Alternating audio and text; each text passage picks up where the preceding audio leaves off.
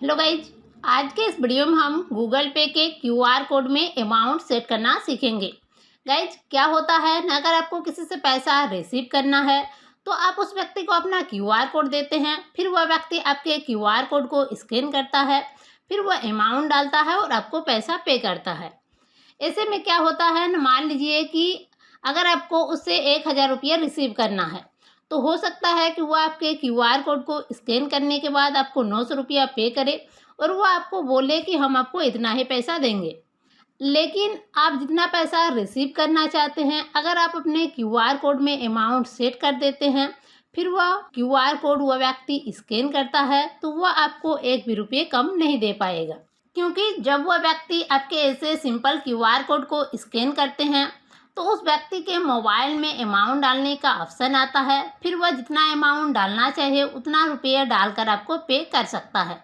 लेकिन जब आप अपने क्यूआर कोड में अमाउंट सेट कर देते हैं, फिर वो आपके क्यूआर कोड को स्कैन करता है तो आप अपने क्यूआर कोड में जितना रुपये सेट करते हैं उसके मोबाइल में उतना ही रुपये पे करने का ऑप्शन आता है।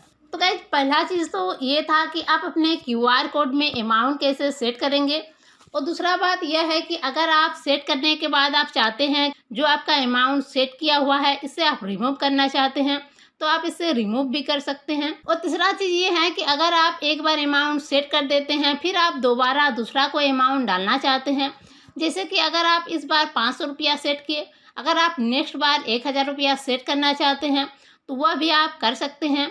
तो गाइज, ये चीज़ें आप कैसे करेंगे ये आज के इस वीडियो में हम जानेंगे। तो गाइज, गूगल पे में क्यूआर कोड सेट करने के लिए सबसे पहले जो गूगल पे का एप्लीकेशन है उसे ओपन कर लेना है।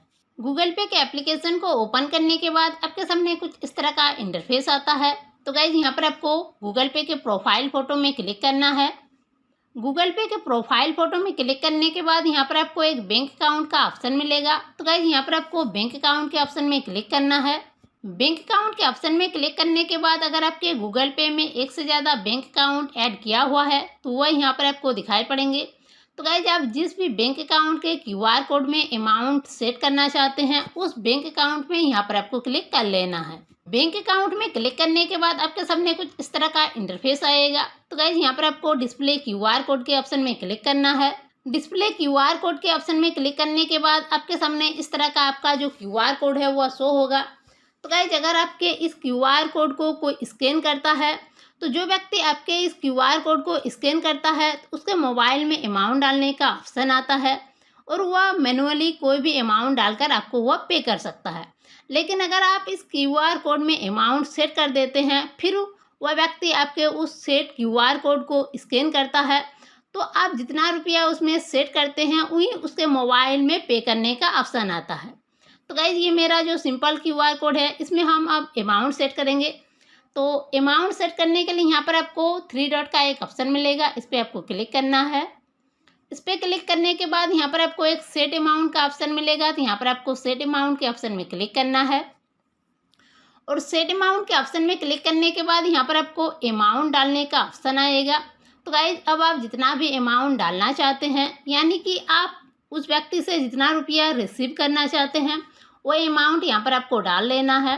तो गाइज, यहाँ पर हम आपको दिखाने के लिए 500 रुपया डाल लेते हैं और अमाउंट डालने के बाद यहाँ पर आपको ओके में क्लिक कर देना है। तो जैसे आप ओके में क्लिक करते हैं आपके क्यूआर कोड में 500 रुपया जो है वह सेट हो जाता है। यानी कि आपका जो ये क्यूआर कोड है, अब आपके इस क्यूआर कोड को कोई अगर स्कैन करेगा तो उसके मोबाइल में 500 रुपया पे करने का ऑप्शन आएगा। फिर वो आपको 500 रुपये से कम भी नहीं दे पाएगा और 500 रुपये से ज़्यादा भी नहीं दे पाएगा।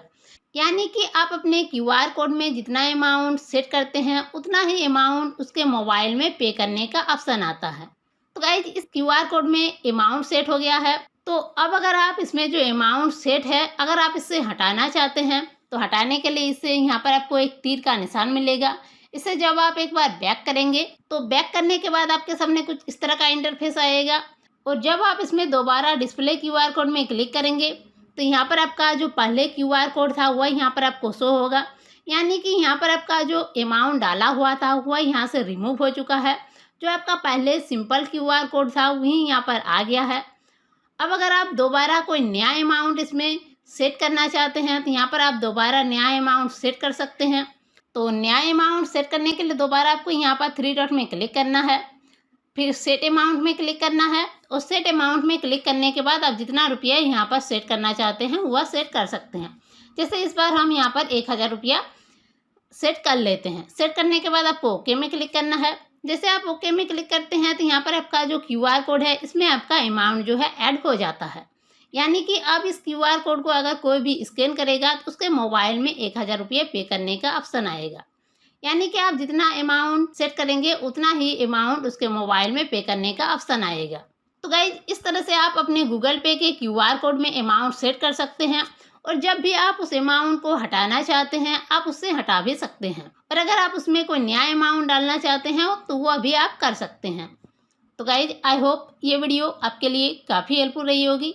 तो इसी तरह की हेल्पफुल वीडियो पाने के लिए इस वीडियो को लाइक कीजिए, चैनल को सब्सक्राइब कीजिए, साथ ही साथ इससे अपने दोस्तों के साथ शेयर कीजिए ताकि आपके दोस्तों को भी इस वीडियो का जानकारी मिल सके।